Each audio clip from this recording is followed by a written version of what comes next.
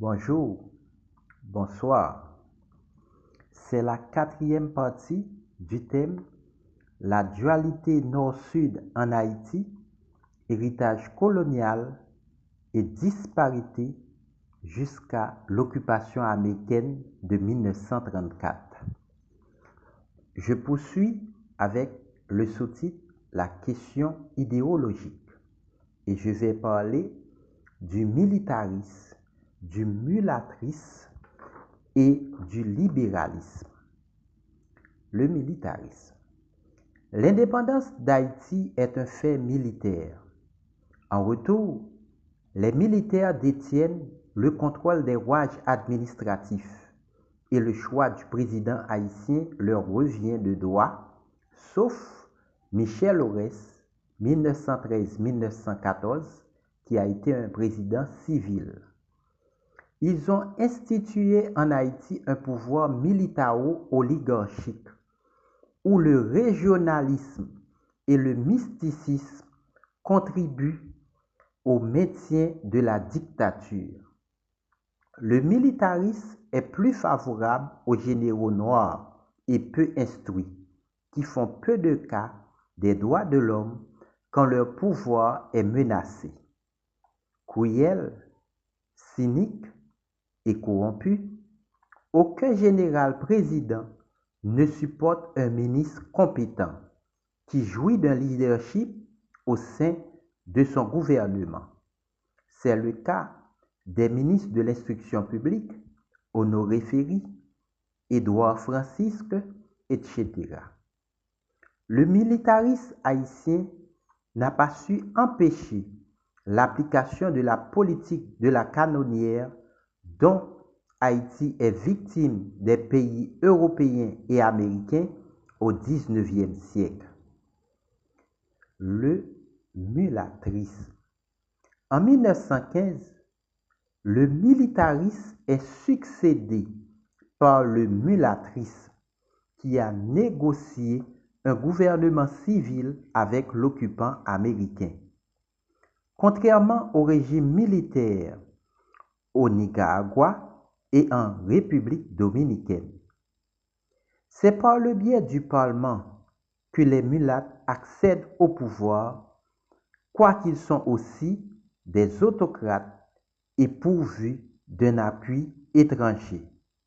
De 1915 à 1946, des États-Unis d'Amérique et même avant, avec Pétion et Boyer. Les mulâtres ont montré leurs liens sentimentaux pour la France.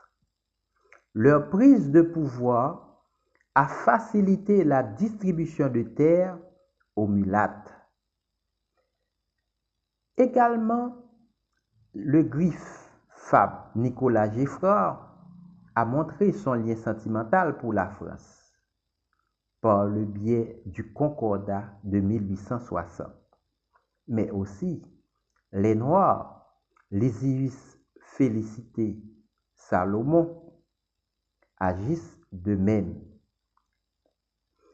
La vitrine libérale de la République de l'Ouest et du Sud de Pétion a fait échec à la royauté de Christophe, qui a accrédité la peur des mulâtres d'être victimes d'un génocide à cause des massacres de 1812, où un Jean-Baptiste Richer est soupçonné d'être l'auteur des meurtres de sa femme et de ses enfants mulâtres. Le mulâtrisme utilise des slogans, des politiques de donation de terres et de distribution d'argent pour séduire les masses. Le mulâtrisme a connu des journées de troubles politiques et de pillages sous Faustin Soulouque, 16 avril 1848, sous Lysius Félicité Salomon, 22 et 23 septembre 1883, et sous Florville Hippolyte, 28 juin 1891. Le mulâtrisme est crédité d'avoir persécuté le vaudou en orchestrant la campagne anti-superstitieuse des rejetés en 1941 sous Élie Lescaut. C'est en leur sein qu'est sorti le mouvement libéral de 1843, le libéralisme. Face au régime obscurantiste, gérontocrate et autoritaire de Jean-Pierre Boyer, des mulattes libéraux affichent leur volonté de casser le pouvoir militaire pour la promotion d'un régime civil ayant le désir d'éduquer les masses. Mais le libéralisme de 1843 est victime de sa violence de méthode, car par la création d'une armée dite populaire où les non-propriétaires ont été exclus, sous le leadership du général mulatte Rivière-Hérard, a mis fin au régime de 25 ans de Jean-Pierre Boyer. Leur accession au pouvoir, les 43 Hards, a révélé leur goût pour le militarisme en se munissant de brevets d'officiers pour la jouissance des privilèges attachés au pouvoir. Parti de l'habitation de Praslin, ce mouvement libéral n'est pas lié à la ville, tout comme le noirisme né à Castelpère avec Lysius Félicité Salomon.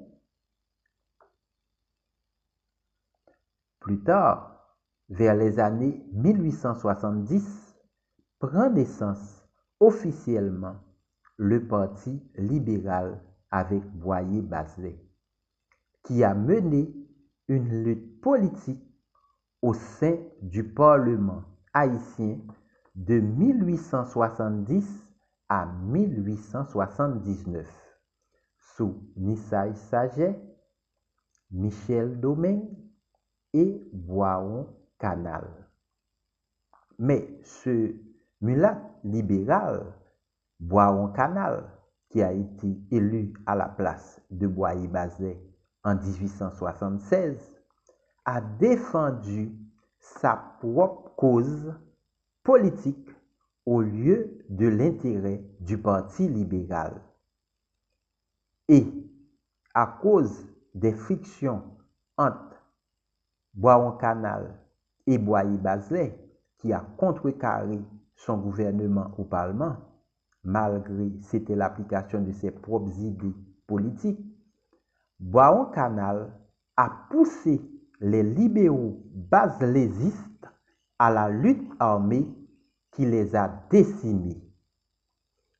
La relève assurée par Anténor Firmin et Dr Rosalvo Bobo au Parti libéral n'a pas porté fruit. C'est la fin de la 4e partie.